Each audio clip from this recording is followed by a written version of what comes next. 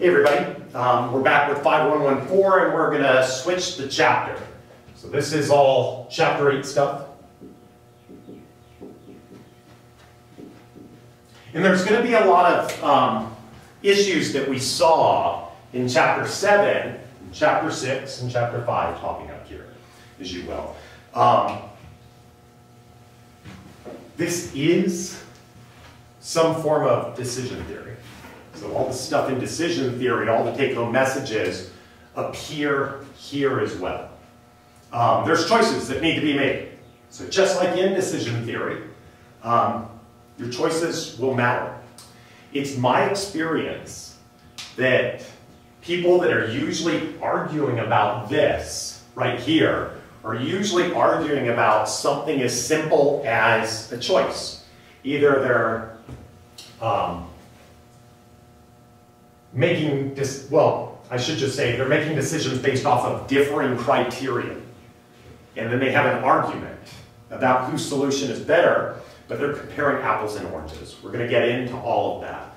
There's 2 articles on the webpage that discuss kind of the state of hypothesis testing right now.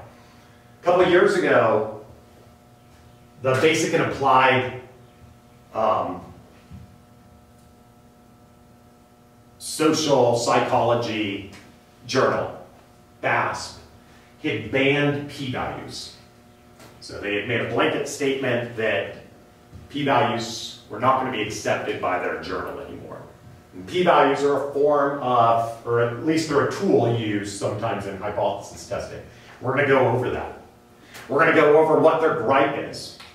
The ASA, the American Statistical Association, formed a commission in 2 different groups. One group was predominantly Bayesians, and another group was predominantly non-Bayesians.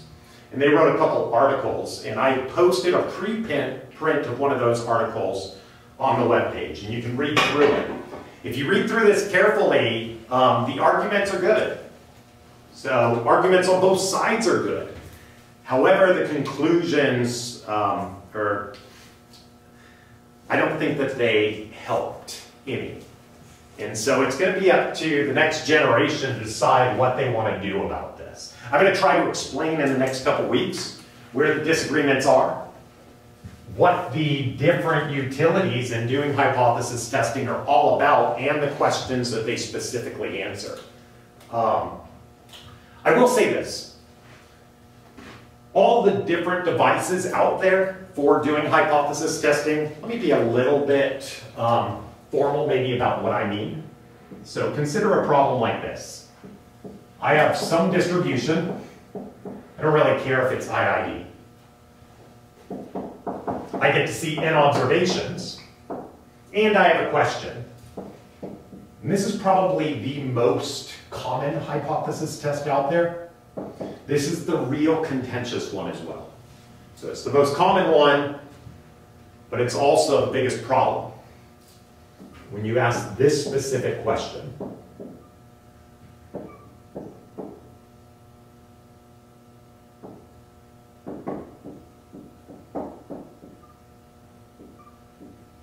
So this right here is some pre-specified value, some value. Just write this down in a different color. Some hypothesized value.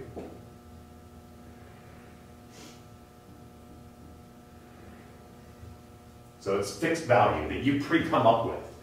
So you get to see a whole bunch of data and you're going to ask this question, is theta equal to theta non?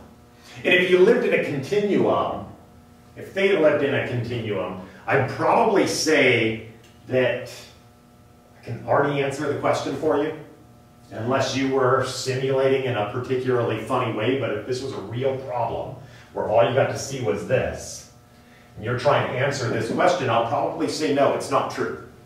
So if theta is not theta naught, it's probably something else. The probability of you picking the right value is 0 to begin with. But the answers to this question right here come in 2 different forms. So there's people that are talking about this absolutely being true. That's what they're testing. And then there's people that are assuming when you ask this, they're making a pre-assumption that you're asking, is this close enough to be theta naught for you to be willing to accept that as true? Now, I've said a lot of loaded stuff. In the book, they go through this notion of acceptance and rejection. So if you read through it, they have an exposition on what you're really doing. To be absolutely correct, you can never really accept anything. So, hate to break it to you, but you'll never know the truth. However, you do have a possibility to know what's not true in the world. This is Popperian philosophy. He's correct. And so, I can see things, evidence that tells me certain things are maybe not possible. So for instance, let's say I flipped a coin. Let's say I flipped it twice, and I saw both a head and a tail. I know already that the probability of heads cannot be 1 or 0, and I know that the probability of tail cannot be 1 or 0. I can exclude things. However, I'm not able to say definitively what the true probability of the coin is. And I never will be, unless I got to flip it an infinite number of times in the exact same conditions, which you can never do. And so, you can never not know what the truth is, but you can know what's false. And so, they have a dialogue about this, and it follows kind of that same mantra you'll see in Stat 101 classes, where they'll say, you can reject, but you can't accept. And they'll let you slot in this other wording, phrasing, fail to reject. And the book says, and I kind of agree with them, at the end of the day, you're going to make a decision based off of something. And so, if you make that decision, if you accept it, you've done something with it. So they don't really want to mince their words. They say that you're either going to accept or reject. Don't worry about it. So, whatever their take is on it. The truth is you can never accept anything, but we make decisions, and sometimes we accept things that we're going to base our decisions off of. That's all very philosophical. What we really want to know is the different ways of answering this question. I will point out that a question like this one right here, this has a couple different names. So this sometimes is called the sharp test.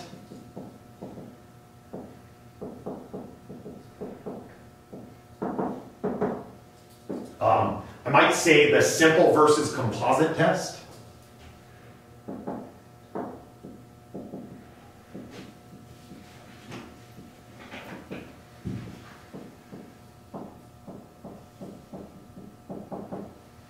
The naming there comes from, this is simple, right here. It just takes on one value, so that's simple.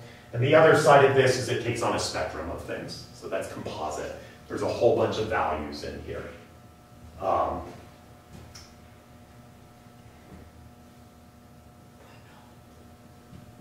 Point null testing. See, I just called out. There's a lot of these. Sometimes you'll hear it called the two-tailed test. I really don't like this so much, because this doesn't describe the test itself. It describes the device that you're going to use to test this. In Stat 101, you'll see people call it this.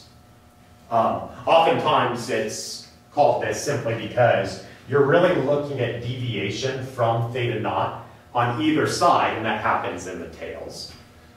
I don't really care what you call it. But this test right here is inherently different from a test like this. So this is a different type of test. This is the one-sided test.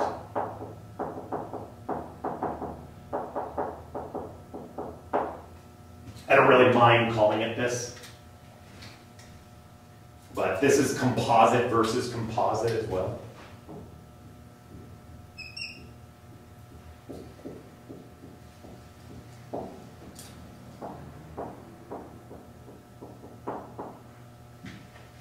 And this test looks like this, where you're testing something like this. Theta is greater than theta naught. I'll put the equal sign there. Versus theta is less than theta naught. And this test is inherently different from this one. It tests something that's different. And so most Stat 101 teachers, college professors in general, will say that these are just inherently two different tests, and that it should be your question at hand that determines which one you want to go after. And I would agree with that. So you should have a real question about this. Saying that, if you were asking questions about this test, I find this to be far less contentious. This is not really all that problematic, and I see a lot of the different sides agree with each other, or closely agree in what they're doing. And it really has to do with this side of the test right here is completely, the whole space theta is consumed by both of these hypotheses right here. Well, that's true right here. This doesn't feel quite balanced. This is 1 point versus all the rest of them. If I were being completely honest about this, if you were really asking this, I'd say theta's probably in there. So what the question probably is are you close enough to this to find it plausible? We're going to come back around to that.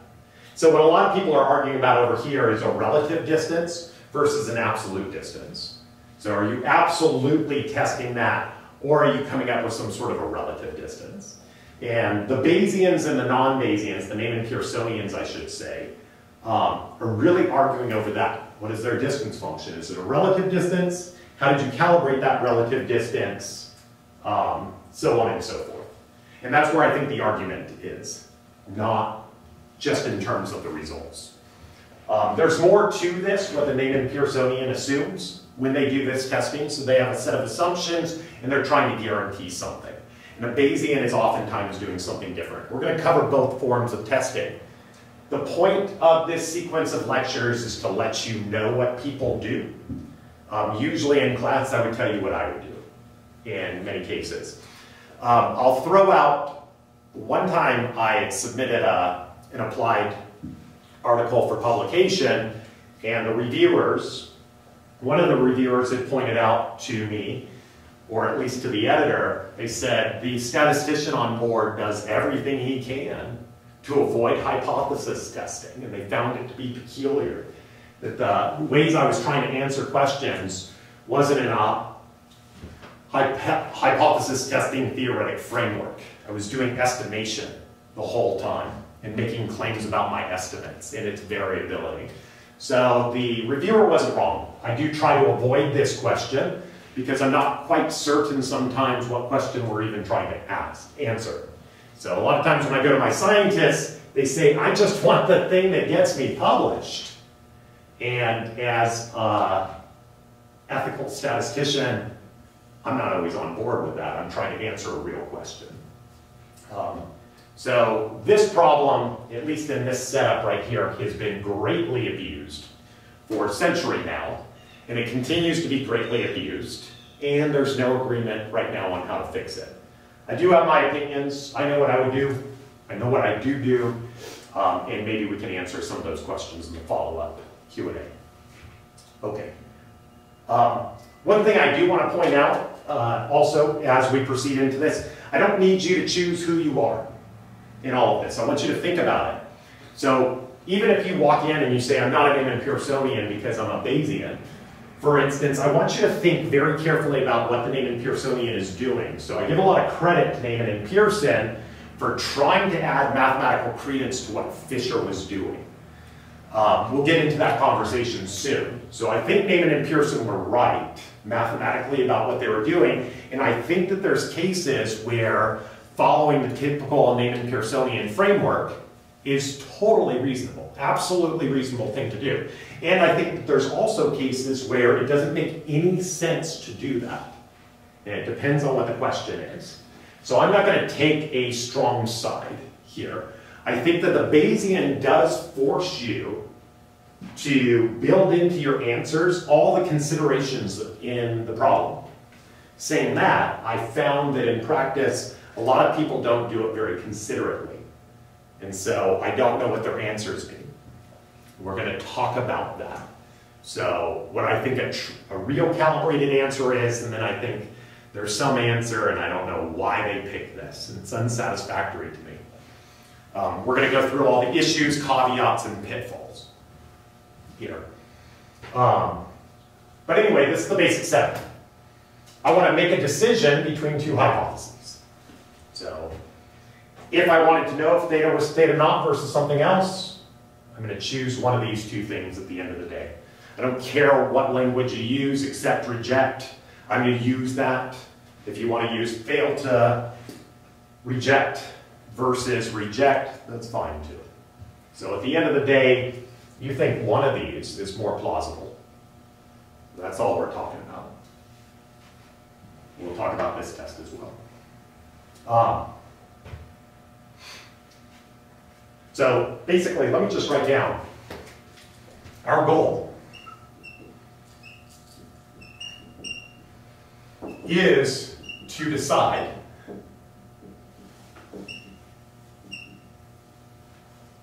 based on X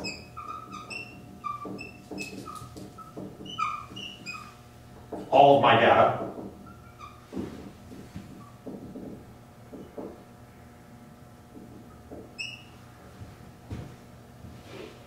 between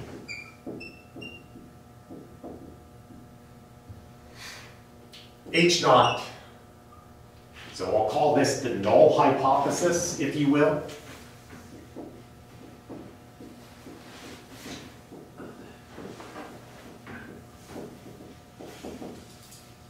Even though this is a little bit of a funny language right here, the null hypothesis, I never really understood why it was called that when I was first learning about this.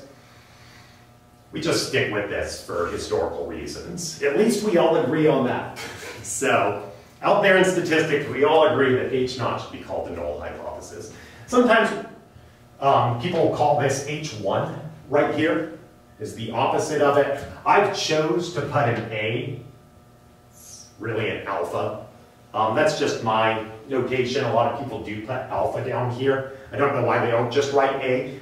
But I'll probably, through this sequence of lectures, change that either to a cap A, sometimes an alpha, or sometimes a 1. And that denotes my alternative hypothesis. H naught and H, and I'll be consistent, at least for now.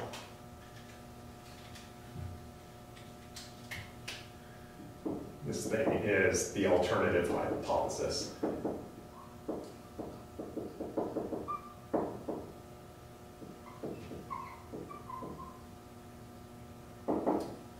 So in a purely theoretical framework, that's where we're at.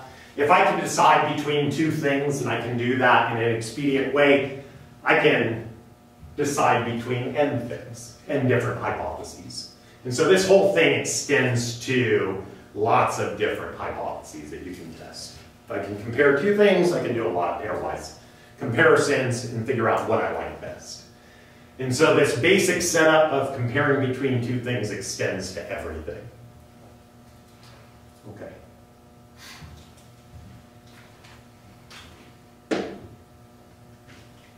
For the record, while I believe in truth, I also believe I'll never quite know the truth. So if anybody wants to know my stance on this in a purely philosophical framework, so I'm also a practitioner, and I think that this is a fine way to say it. My Stat 101 teachers can come over and abuse me for this if they would like. Okay. So here's the goal. We want to decide between two things. Okay. I'm going to show you where the book kind of picks up with this. So they don't do a really great treatment on Bayesian testing. They do have some treatment in there. And I think it's just because of how sticky all this is. I think it's a good time to present the full picture to you. But we will start in the same way that the book starts. And the examples that they lead with, I'll use those as well. I think there's a lot of good important messages in this first part, regardless of who you are. But the book says to look at the likelihood ratio. There are other contraptions out there, but the likelihood ratio is very special. So, the book, Cassell and Berger, leads with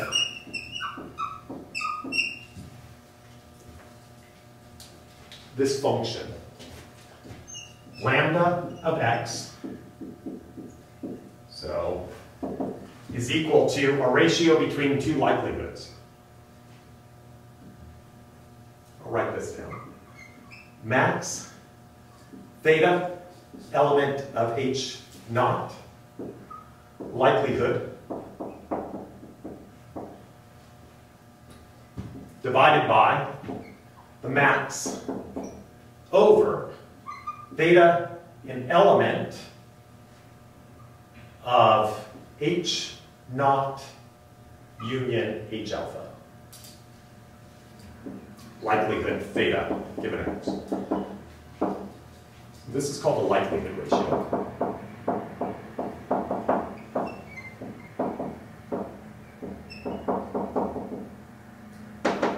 I should call this the max likelihood ratio. So just keep in mind, this isn't the maximum of a ratio. This is a ratio between two maximums. There's other ways to parameterize this, and I'm going to give you a problem on this in the homework.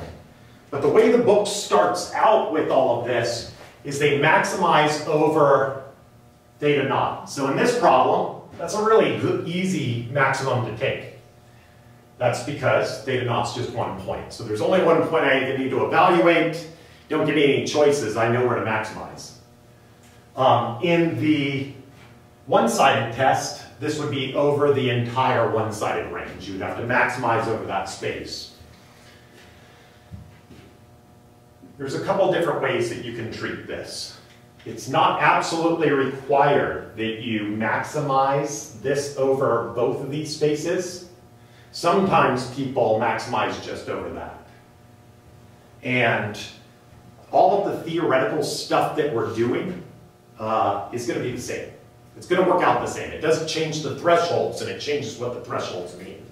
For now, even though this might be a little unfamiliar to you, I suspect half of you have seen it like this, and half of you have seen it like that. So we're just going to start with this one.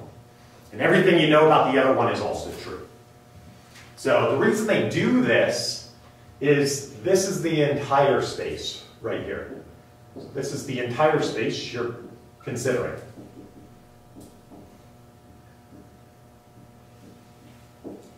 And it makes it so that this maximum is always guaranteed to be at least as big as this thing over here.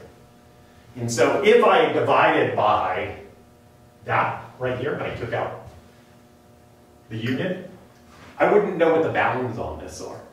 But I do know, and this is kind of convenient, and at least for our discussion right now, I know that this quantity right here lives between 0 and 1. Because this is a bigger space that I'm maximizing over, and it has everything that that one has in it. So that's kind of nice. So the likelihood ratio from this formulation of it lives between 0 and 1.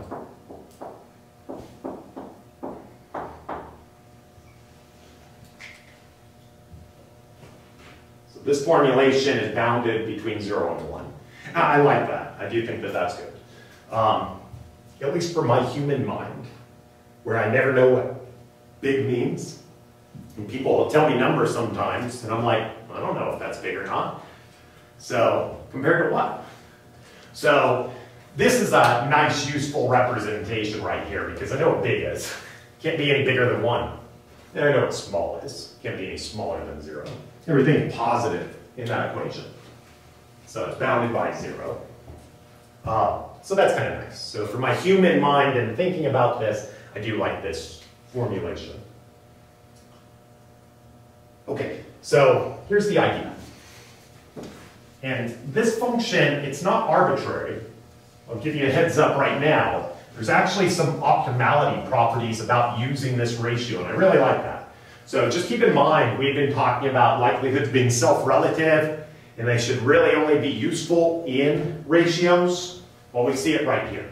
Naiman and Pearson end up proving that this ratio is optimal in some sense. Now, from all our discussions about optimality, I have to tell you what we're optimizing. But using this ratio optimizes something. I'll tell you right now what it does. For a fixed type 1 error, So if I reject the null hypothesis inappropriately, so I make a rejection and it's wrong, I've made an error. That type of error is a type 1 error. However, if I accepted the null hypothesis and the alternative was true, I made a different type of error. That's a type 2 error. So Neyman and Pearson have done something for us. They've defined a criterion and they've showed that using this function is the optimal device for answering the question. So what they did is they said for a fixed type 1 error, say for instance 0.05, arbitrarily speaking. So for a fixed type 1 error, what they're going to do is they're going to minimize the type 2 error. So they put a lot of emphasis on the type 1 error. So there's 2 errors that can be made, and you have to decide how you want to treat that. So there's 2 degrees of freedom in this problem. And so, for instance, I could end up saying I accept everything. And so I never make one of the errors. But in the other case, I always make an error. So I'm guaranteed to make an error. Or I might say I reject everything. Anything that ever comes across my table, I reject. So if anybody's looking for a statistician that will give them low p-values, man, I've got them to give out. I don't do any calculations, I just reject things. I don't like anything. Like I said, theta is not theta naught, if it's a real problem and theta lives in a continuum.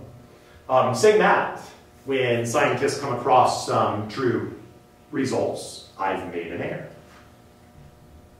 So you can try to optimize on one extreme side, but there's a lot of repercussions to doing that. Let me give you another example. Imagine my spam filter. It does one of 2 things. It either lets my email come to me, or it blocks it and puts it into the spam folder for me to review, which I never really do. And so basically it discards the email.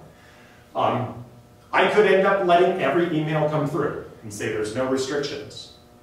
And I get an overload of spam, so I'm wrong on all of those, but I've got all my friends' emails. Or I can go to the other extreme and say, I don't ever want to read a spam. And I feel very serious about it. Never, ever, ever let me read a spam. So then I set my spam filter to push every email to spam. What it also means is I'll never see my friends' emails, the important ones, the ones I want to read. And so if you over-optimize one of them, you're going to pay on the other side. And that should sound really familiar to you when we were talking about the bias variance trade-off. We had to do something. So it's hard to just minimize MSE over the entire theta space everywhere. And so can't do it. I have to make a trade. Either I'm going to bias things somewhere that's going to anchor my solution and drive down variances, and maybe in a better overall way, than if I ended up saying, I don't want any bias. So I want to lock that down to be 0. I might pay the price, and too much variability in the MSE comes up a little bit. Same thing happens here in hypothesis testing. I have to make a choice. If we are going to make the choice just in error rates, which I do think is a reasonable thing to do in a lot of cases, I think there's other things you can do as well, you're going to have to make a choice. In Neyman and Pearson, what they proved, and we'll do this in the next day or so, is that this thresholding this value right here, the max likelihood ratio, this calculation, coming up with a threshold between 0 and 1, will end up locking down your type 1 error at a point, and it minimizes the type 2 error. So you can use a threshold on this to fix the type 1 error to a certain number. Very common, what people use is 0.05. And they're going to minimize the type 2 error. What they show in their proof is that this ratio, thresholding this thing right here, is the technique you would use to do that optimization. And it turns out if you did have a contraption, some statistical device, that did fix the type 1 error, it's some number, common as 0.05, for fairly arbitrary reasons. Well agreed upon, but arbitrary. That if you did have a statistical device that locked in the type 1 error and did minimize the type 2 error, it was equivalent to thresholding this ratio. So it's an if and only if sort of thing. And that's where I think Naiman and Pearson actually did something pretty good for us. So they explained to us what Fisher was advocating. So Fisher had said, he had kind of concocted the idea of p-values. If you want the references, it's 1925 Handbook for Research Workers, whatever that textbook was that sits on my desk and I periodically dust off. He had made a claim in there that p-values less than 0.05 was a good threshold. And he had some reasons for doing that, but basically he just reiterates that 0.05 is 1 in 20 and that is reasonable. So there's no mathematical real reason for that threshold. The reason is simply because we count in base 10, so we count on 5 fingers. And that's why we like truncating things at 0.05, or we like to round to tenths. Has everything to do with our digits on our fingers. If we had, I will point out right now, just since we're talking about arbitrary decisions, if we did count with 6 fingers per hand, we would actually round differently. So we'd be counting in base 12 on everything. So if we did count with 6 fingers, all the numbers we'd be calculating would be in base 12. And when those rounded to be even digits, that would be a different threshold. So for instance, if you're one of those people that when they pump their gas, they have to do it to an exact 0. Not sure why people do this, but I know a lot of people that do. I watch it all the time. I always kind of think, and they're like, I'm being very precise, this is good. Like, I like this sort of precision. I think arbitrary, because if we had 6 fingers, you would have put a different amount of gas in your tank. And you would have thought that was the correct thing to do. Anyway, that's just another name for being OCD. So if you do that. So arbitrariness to the decisions, but at least we're starting to understand what the criteria is. Okay, let me show you an example, just real quickly. Show you what this all means, and I think we can all kind of agree this makes some sense.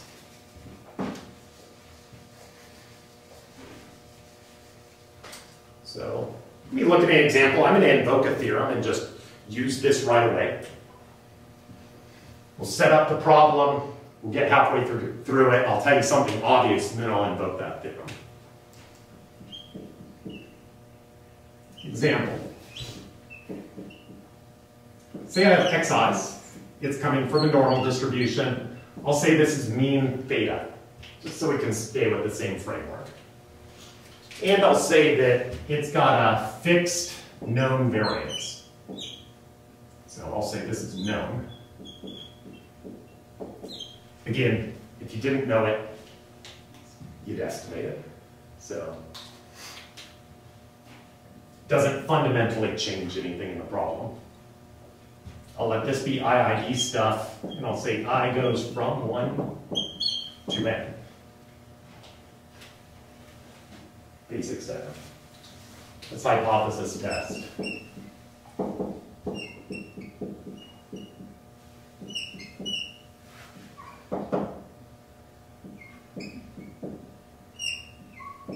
Okay, I want to say a few things before continuing with this calculation, just so that I'm clear. When I see people do this, it freaks me out. So I don't like this problem. I'm thinking about this as all one-dimensional stuff. I think that a fair amount of blame lies with us in statistical fields, that it seems like a lot of Stat 101 classes is this problem, or some problem exactly like it. And we train people to do this calculation. What I am going to show you is this device right here, thresholding the max likelihood ratio test, is equivalent to the typical Stat 101 p-value test, where I check everything in one of 2 tables. So I standardize the problem, I look at the 2.5% tails, and I see if my test statistic, it will be x bar in this case because it's sufficient for theta, if it lies over in one of those tails after I've standardized the distribution. I just want to be really clear about this. That this problem right here, going through this without actually explaining maybe we shouldn't be doing this, creates a lot of problems. What I think we should do in a problem like this is estimate theta and tell me where you think it is. So that's what the reviewers were basically saying. He does this all the time. And so in one-dimensional things, where I can get my head around it, I like doing that. I like having the human part of the decision. I think theta's over here. So the problem with a strict decision-making tool is you're either going to answer yes or no right here. And I don't like that. And that's what the Neyman-Pearsonian is going to force you to do. That's actually where Fisher's big problem with all of this was. So Fisher said truncate p-values. Neyman and Pearson said it was equivalent to fixing the type 1 error and optimizing the type 2 error. And then Fisher came back and said he wasn't into strict thresholding. And there's a problem there. So first he was into it, and now he's not quite into it. I sympathize with Fisher. I also sympathize with Neyman and Pearson, thinking they wanted to show what that mathematically was all about. I agree with that.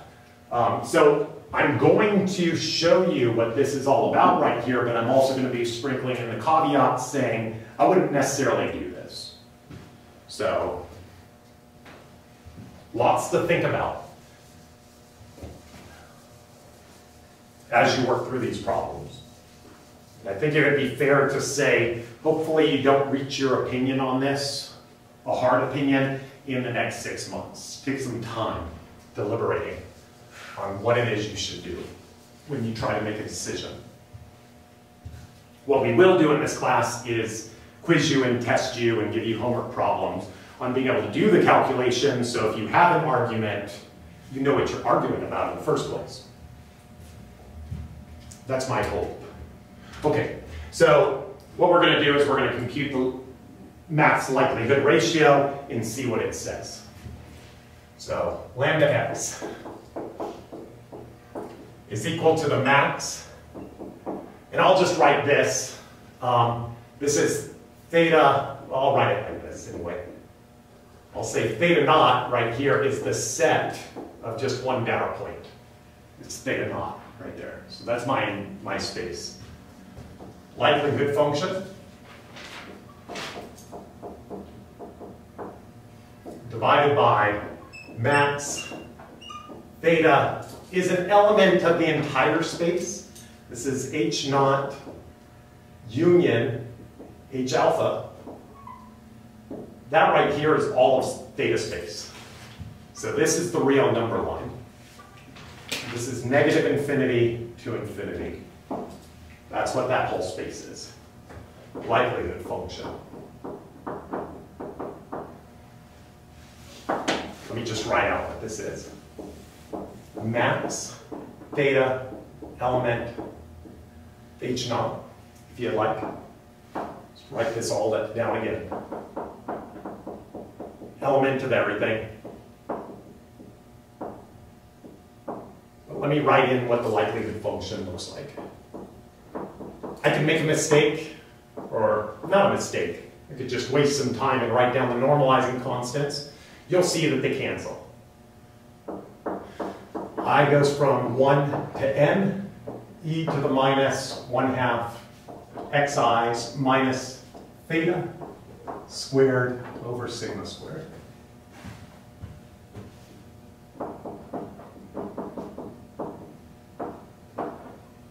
Same equation. The maximization is over different spaces.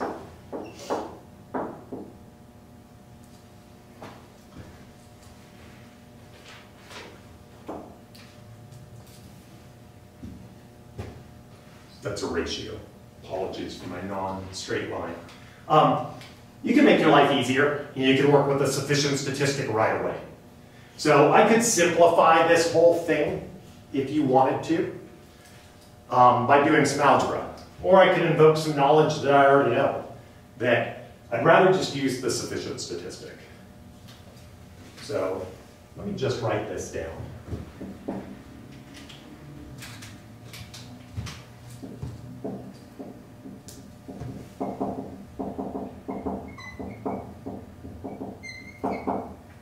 this is sufficient statistic for testing this parameter right here is X bar. That's min sufficient. I like using min sufficient things because it kind of makes my math easier. Also makes my code faster and more stable. But this would look like this.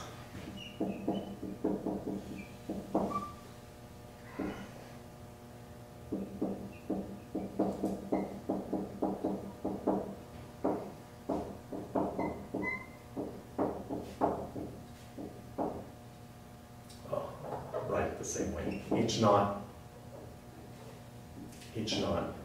union, H alpha.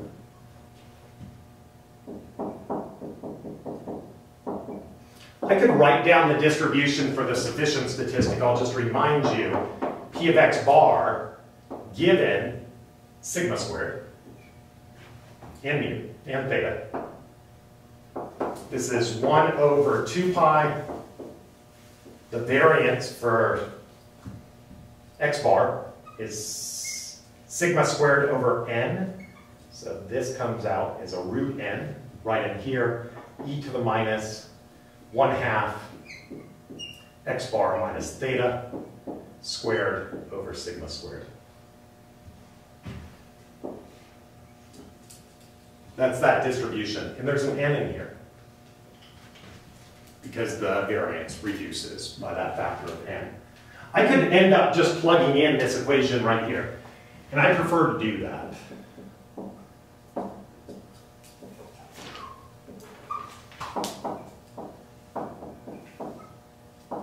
And if you've done all your minimal sufficiency statistics and all those homework problems, you're totally comfortable with swapping this in and out, no problem.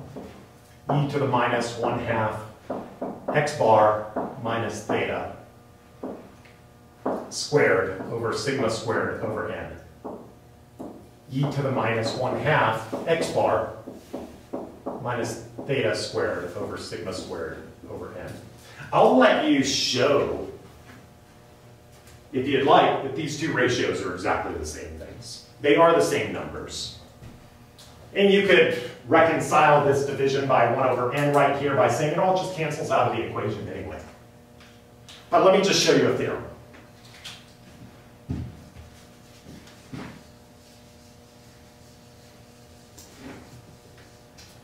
And the book does this a couple pages down from this example, but I think it's just better to get this out of the way instantaneously. So here's a theorem. Lambda x, the max likelihood ratio test statistic, is equal to lambda tx, where tx is the sufficient statistic.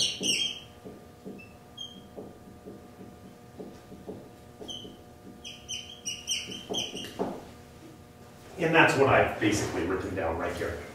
That this thing right here is lambda x, and this thing right here is lambda x bar. Again, this problem is so simple, you could have done either one of them. The math is immediate here. This would take a little bit of rearrangement, but not too much. You would see where the n comes from right here, where it pops up in the equation, even if you work through this form right here. The proof is just the factorization theorem. I think this is pretty immediate, but why not just write it down? So lambda x is equal to the max theta in the null space divided by the maximum of theta in the null union the alternative space, the whole space. Likelihood, likelihood. So the factorization theorem says I can do this.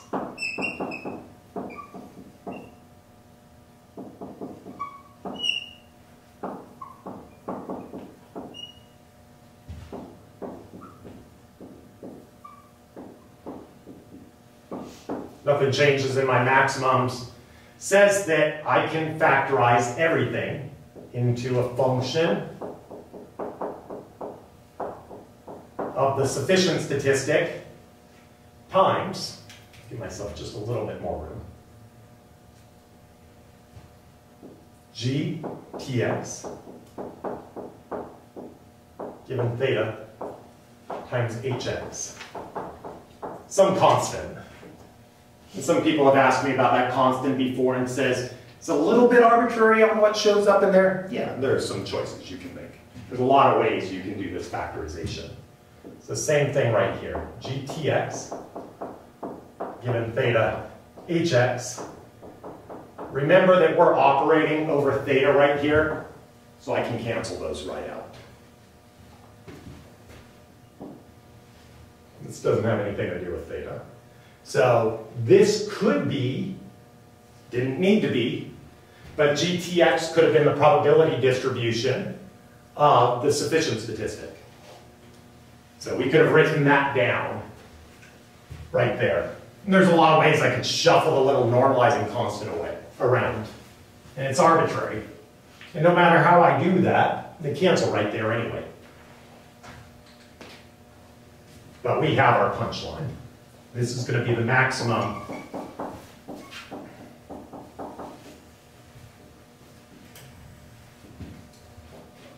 theta in H naught. This is going to be the likelihood function. This thing is equivalent to the likelihood function of theta given Tx. So I was kind of thinking about this just as the sampling distribution, you know, Fx given theta, but I'm thinking about it as a likelihood. It's the same mathematical formula that you plug in. Just remember, when I operate on theta, I'm thinking about it as likelihood. But the factorization theorem happens for the probability distribution. So the factorization theorem happens for the likelihood function as well. So let me finish writing this out. Max theta in both spaces.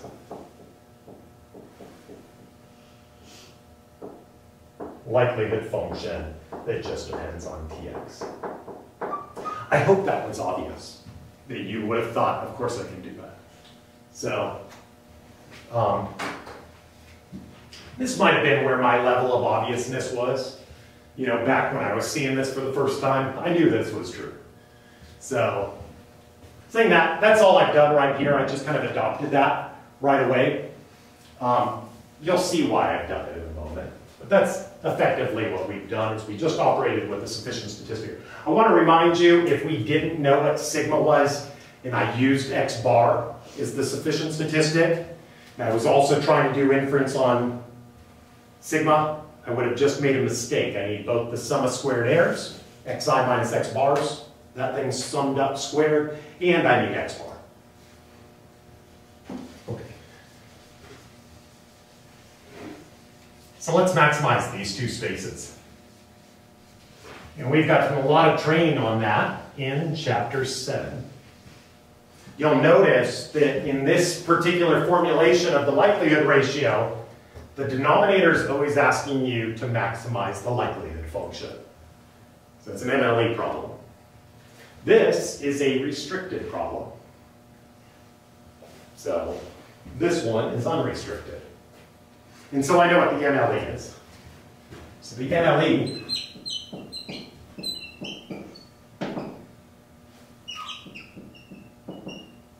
for theta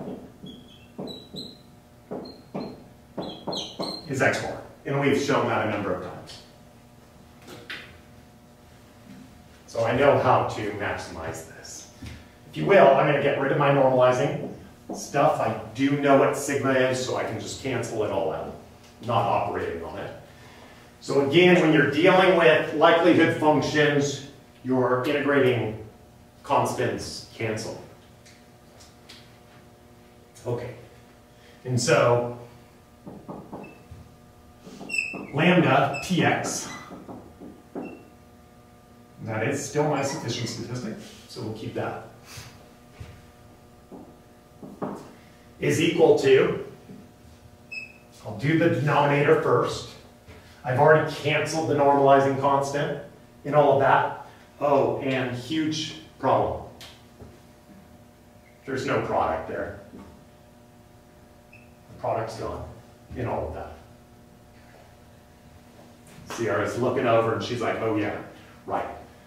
Sorry, I just carried that down, but the reason to work with the sufficient statistic is you get rid of the product. So forgive me, no product. And I've canceled the integrating constant. Let's just write it all out. So we've got this right. Maximum, theta, element, and I'll put this down right here. It's just one point right here. Easiest maximization in the world. I can also integrate over that space just as easily.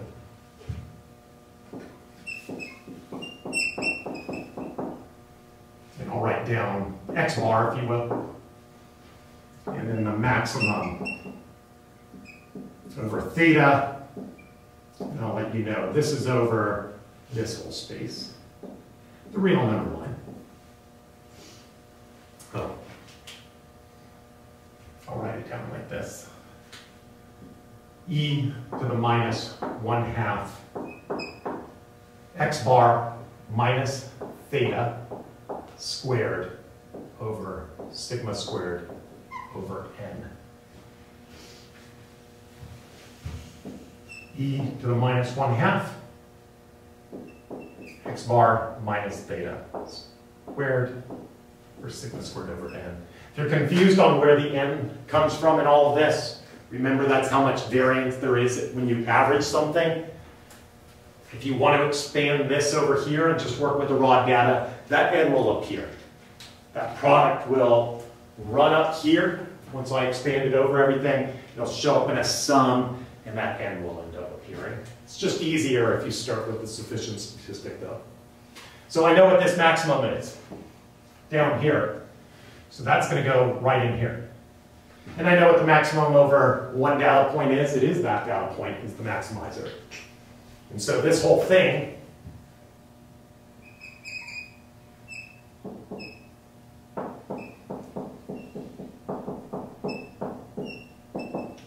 is equal to e to the minus 1/2 x bar minus theta naught squared over sigma squared over n. I'll be really pedantic about this. X bar minus x bar squared over sigma squared over n. So this thing right here is 1, the whole thing. So the exponent is 0, so that function is 1, and it reduces to just this. And so here's your answer. E to the minus 1/2 x bar minus theta naught over sigma squared over n.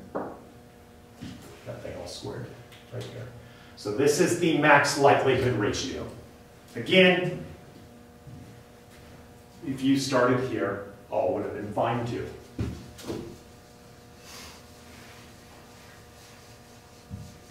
You would have gotten the same number. Okay, let's see what this means.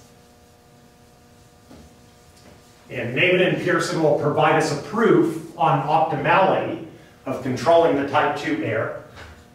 1 minus the type 2 error people sometimes call power. I want to be real clear about what these things are. There's a limit that's getting soaked into some of what we actually know, and we have to talk about that limit a little bit more carefully.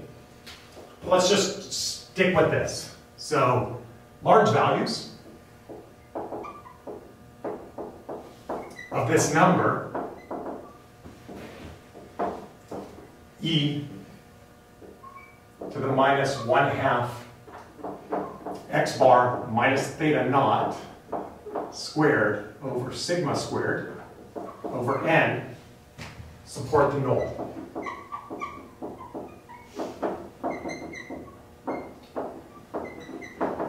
While small numbers are evidence against the null. I'll say this in a different language. Support H alpha. Okay, so Stat 101 teachers, I'm ready for you. But that's what it does. Okay, so here's the idea. We want to figure out a threshold. Later, we're going to calibrate this threshold once we impose either fixing the type 1 or type 2 error. But so we're going to come up with a threshold. E to the minus 1/2 x bar minus theta naught squared, sigma squared over n, less than some number, c, which is bounded between 0 and 1,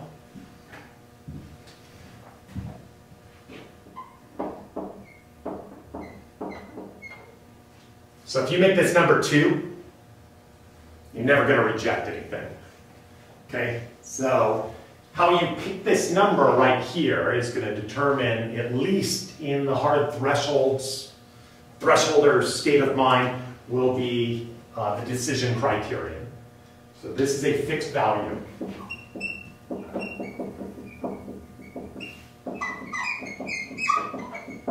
Is a glimpse into the future. We're going to pick this value so that it determines the type 1 error. Okay, so that it's a fixed value on fixing the type 1 error. And what the Neyman and Pearson proof will show us is that because this came from the likelihood ratio, max likelihood ratio, it will minimize the type 2. So we're still waiting on a proof for that. But you could convince yourself that you could pick a number right here. You know that that number lives between 0 and 1. And it will determine a type 1 error. So you'll be rejecting the null hypothesis incorrectly. Okay, so let me just walk you through that real quickly. So if I say C is 0, then I always reject. I reject all the time. So I reject a null, always. So I have a big error rate right there. And I can compute it for you. I can tell you what the number is. So 100% of the time I reject the null, if this were 0. If this number were 1, I never reject it. And so probability of rejecting the null hypothesis incorrectly, you can compute that number. So never reject the null hypothesis. So you've never done it incorrectly. If I pick this number to be 0.75, there will be a fixed type 1 error rate.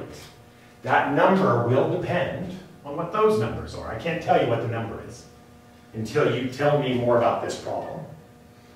But I can compute what it is. What's the probability of living in this area? Okay. So let me just rephrase this just a little bit. I can simplify this a little bit. I'm going to take a logarithm of both sides and multiply by minus 1/2.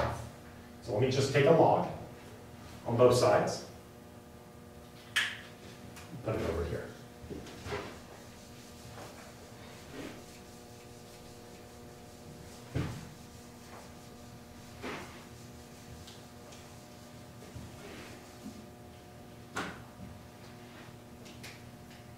So I've got log C, and I'm going to multiply by minus 2, if you will. So I'm just operating on the left side, but showing you what's going on the right side. But this is going to leave us with, I'll let you decide.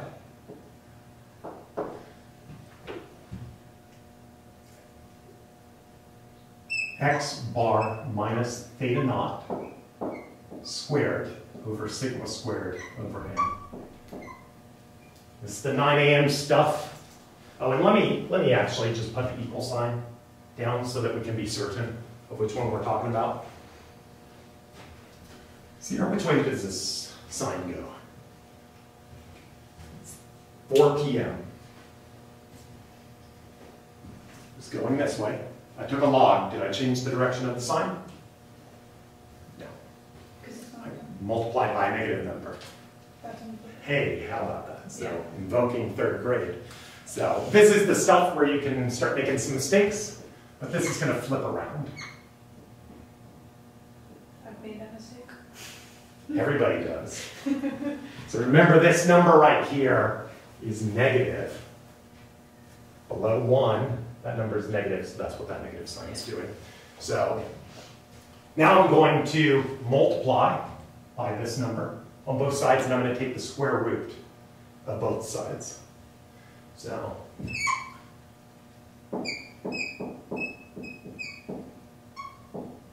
square root over that right here. I'll take the sigma squared over n log c, the square root over that. If you'd like, maybe I can put it here. I kind of like that. Let's leave it there. I think the version of the books problem has sigma 1 in there. I kind of like to see it show up here.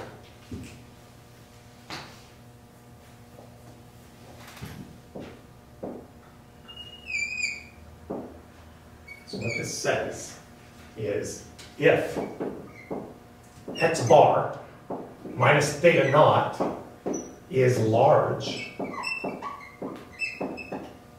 compared to sigma over root n, reject.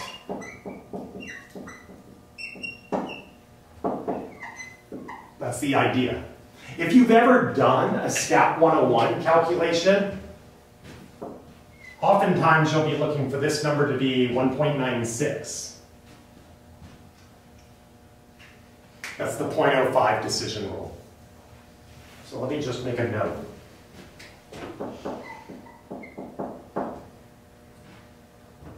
.96 is the 0.05 type 1 error rate.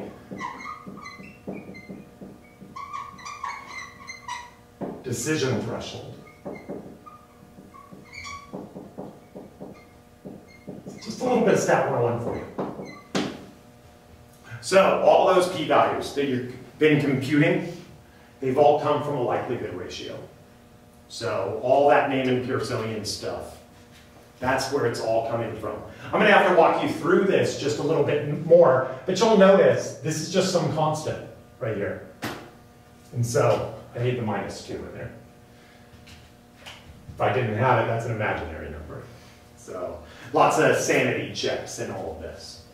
But this is just some number that I can threshold. If I can pick C, I can pick whatever this number is. So it's just asking you, is this big enough? Now, I kind of do agree that if x bar and theta naught are far apart from each other, maybe compared to this, that is evidence against the null hypothesis. That makes sense to me. If we were all working on the same problems, then I could probably look at the whole distributions of these numbers and kind of understand where I should threshold everything. There is a big dissenting view that this isn't the only thing you should look at. But I'll point out, in Neyman and Pearson's framework, if you're just calibrating error rates and you think you have the absolutely correct model, and therein lies some of the rub, this might be something to look at. I'll point out to you, and I'll expound on what I just said, that if your model is wrong, then you might not be rejecting your null hypothesis. You might be rejecting your bad model assumption. I'm at liberty to not have that problem because I write down what F is on the board. And I'm saying that that's where everything came from. So some of the problems in doing this have to do with you don't know the absolute correct model. There's some other issues as well. I'll just point out, as n gets really big, and I'll write in right here, this is also a function of n, x bar, just to remind you. What is x bar going to? It's going to theta, true theta. And so that's converging to theta, so if this gap is very, very big compared to this, then you reject. But this thing, as n gets big, goes to 0. And so we've seen this many times, that sometimes we get an astronomically small p-value for something. The distance here between x bar and theta naught might just be a smidge. True theta might be very close to theta naught. But this is dive down to something astronomically small. So what can happen with some of this is you might say, hey, look, I put a threshold on this that coincides with a 0.0001 type 1 error rate. So I pick some really large number out there for you to threshold. And then somebody came in with their analysis and they have n cranked all the way up. So they put in 1 trillion or something like that. And the p-value that you end up computing is terribly small, 0.00000001. Making up numbers, but the point is that that number will be small. And you say it's absolutely not theta naught. Theta is not theta naught, would be your conclusion. And then they say, well, what do you think true theta is? And I say, well, I think it's theta naught plus epsilon, one small whisker. We're going to come back around to that and discuss that in more detail. But I just want you to think about this function and what it does. So if I knew true model, I had good reason for picking n in the first place. I had a good stopping rule. And this thing was large. I would agree that that is evidence against the null hypothesis. That's what the likelihood ratio test is telling us. So do me a favor and read through the proof on the Neyman-Pearson theorem. It's a bidirectional proof. It's if and only if. What it says is that for a fixed type 1 error rate, the type 2 error rate is minimized if you use the likelihood ratio test, and if you use the likelihood ratio test, then your type 2 error rate is minimized for your fixed type 1 error rate. I want you to read through the mathematical steps of how they go on to prove that. I don't think that's obvious at all. It's still not obvious to me. I just happen to know the proof. So I think that's really good insight. I will point out that Bayesians use something kind of like the likelihood ratio test, but no surprise, instead of maximizing, they're integrating. And that makes a big differentiation between what we're doing with the maximizers. What you might think of is the Neyman-Pearsonians, or the people that are working with the max likelihood ratio test, they're looking at the best possible model fits in that model class. And the Bayesian is comparing, on average, how do the models compare to each other. And there's real repercussions. They're really explaining something different to you. So just a lot of stuff you should be thinking about while you work through different examples and you look through the theory. I will point out one more time, this is the most contentious thing in all of statistics. So formulating a strong opinion on it, I think, is important. Reaching that opinion too soon, be careful there. I'll be back next time with more conversation on this and a proof, and then we'll be getting into what a Bayesian does. Thanks a lot, you guys.